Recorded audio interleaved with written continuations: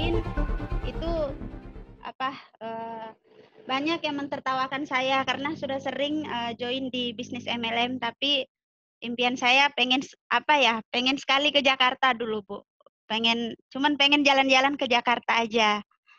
Tapi setelah saya join di perusahaan Keke Indonesia, saya pengen membuktikan awalnya sama teman-teman yang mungkin sedikit mengejek karena sudah sering gagal di MLM.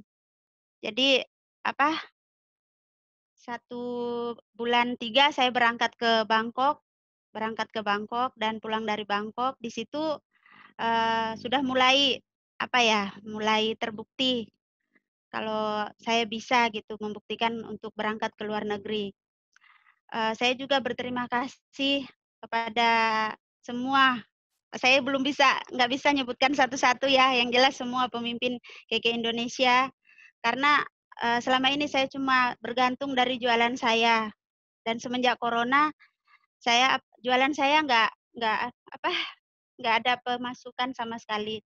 Dan awal saya join di bisnis Keke Indonesia, bonus pertama yang saya dapat itu 2 juta lebih, dan itu saya sangat bersyukur karena selama ini saya nggak pernah dapat bonus yang saya rasa sebesar itu. Dan saya semakin tekun, semakin rajin prospek ke sana ke sini, sampai 2 jam perjalanan saya untuk memperkenalkan bahwa bisnis Keke ini jelas membangkitkan mitra-mitra yang dulu pernah di perusahaan MLM yang sudah benar-benar menyerah.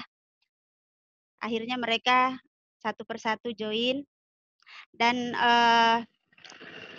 saya juga mau berterima kasih kepada Pak Alek. Berkat Pak Alek dan Bu Feliana saya grogi. Saya jadi benar-benar memahami apa itu SHC. Beliau banyak membimbing bahwa tanpa doa kita bukan apa-apa. Terus semenjak kenal Keke Indonesia saya jadi tahu kalau kita cuma bekerja keras tanpa doa itu nggak bisa. Dan bulan 4 rumah saya kebanjiran sampai paha, dan di situ saya benar-benar sedih gitu. Gimana rumah saya kami nggak bisa tinggalin soalnya banjir, dan penghasilan saya cuma dari dari jualan itu aja. Tapi semenjak kenal Keke Indonesia bulan Juni itu saya dapat bonus 22.050.000, terus ditambah pencairan tiket 36.000. Jadi saya langsung renovasi rumah.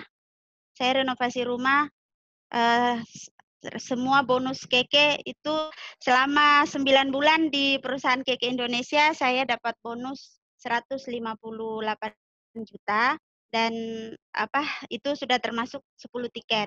Ya, saya dapat 10 tiket selama 9 bulan. Terus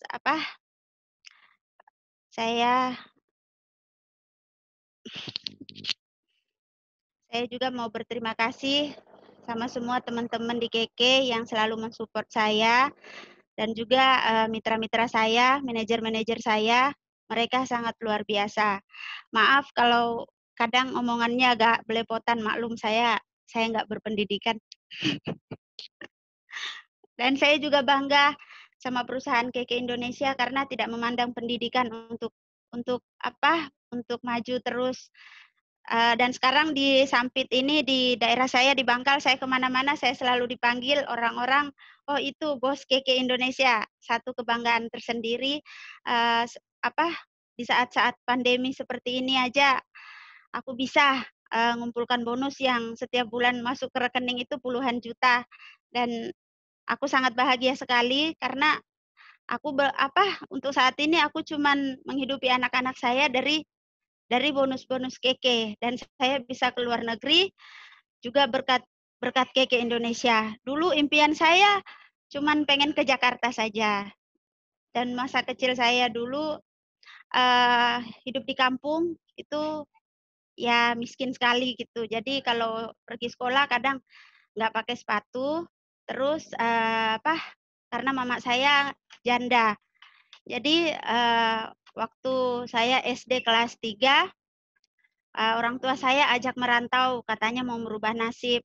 di sana. Jadi sekolah saya sudah terputus di kelas 3 SD. Jadi saya ke Malaysia. Di Malaysia umur masih kecil saya sudah kerja. Saya ikut bantu-bantu biar dapat penghasilan seperti itu. Dan di saat umur saya 14 tahun di Malaysia, saya jadi supir jonder. Di situ gaji saya sudah mulai lumayan jadi bisa bantu mama saya. Di sana saya jadi supir dan saya menikah di Malaysia. Dan 2015 saya sudah cerai sama suami saya dan saya menghidupi anak saya 3. Dan impian saya selanjutnya mau bawa ibu saya umroh. Selama di bisnis Keke Indonesia,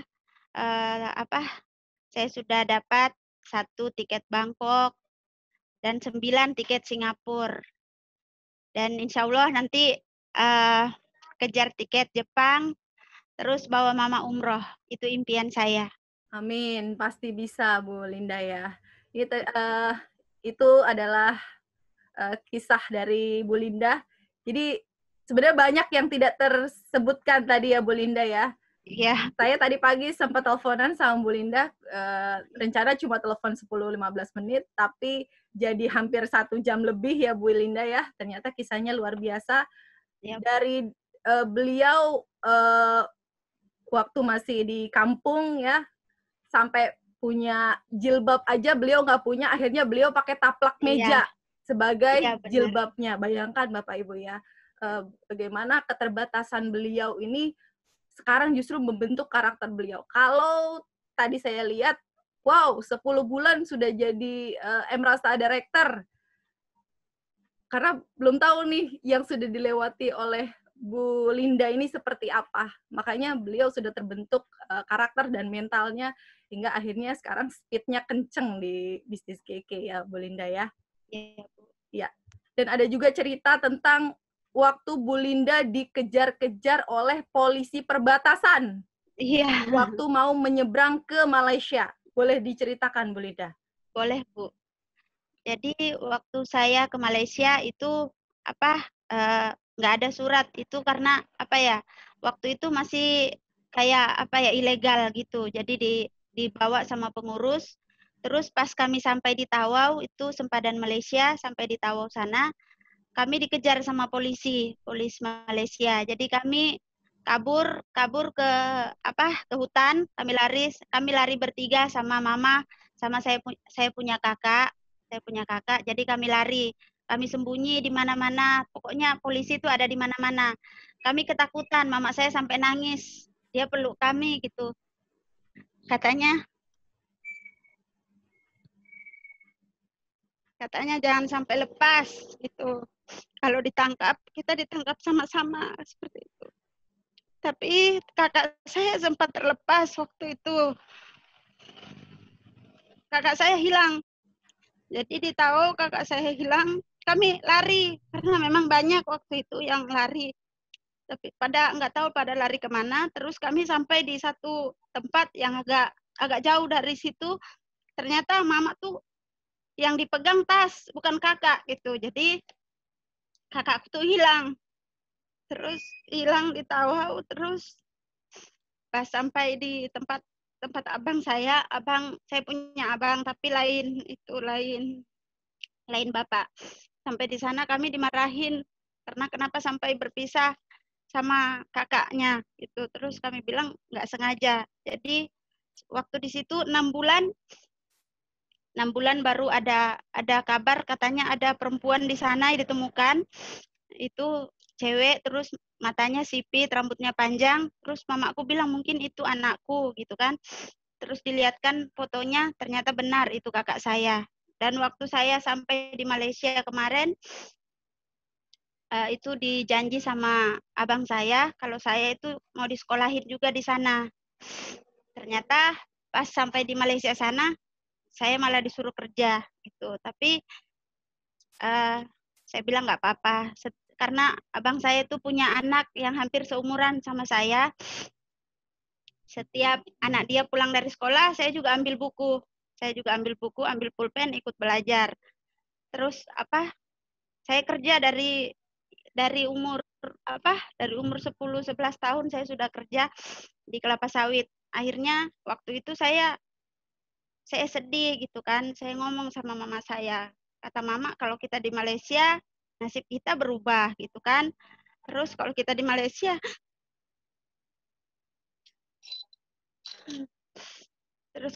Malaysia nanti kan bisa punya banyak uang. Terus mama saya ngomong, nah sabar, kita kan baru sampai. Terus aku bilang, terus kata abang waktu nelpon, saya mau disekolahkan gitu kan, sampai lulus SD gitu. Terus mama saya bilang nggak apa-apa, yang penting kita sudah di sini katanya. Jadi saya kerja waktu itu, kerja disuruh muat pupuk itu dinaikkan di bahu saya sampai terjelungkap karena pupuknya berat sekali, saya nggak bisa. Tapi teman-teman di sana tuh ada yang namanya Mister Mandor, kadang jahat, marah-marah gitu kan. Jadi sampai mama saya yang dimarahin, kenapa kalau memang belum bisa kerja kenapa dikasih kerja. Mama saya tuh nggak bisa apa-apa karena mama saya takut sama abang saya waktu itu, dan saya juga takut sama istri abang saya, ipar saya. Akhirnya di situ saya berpikir saya harus kuat. Jadi di sana saya kerja, saya mupuk, terus saya sempat manen buah juga, pohon sawit yang kerjaan laki-laki saya kerjakan. Akhirnya pas saya tuh bantu mama saya. Mama saya kan kerjanya itu bersihkan lahan sawit. Saya bantuin, saya kasihan lihat mama saya kan. Saya bantuin mama saya. Nggak sengaja ternyata lutut saya kepotong, kena parang itu. Saya langsung lari ke bawah pohon.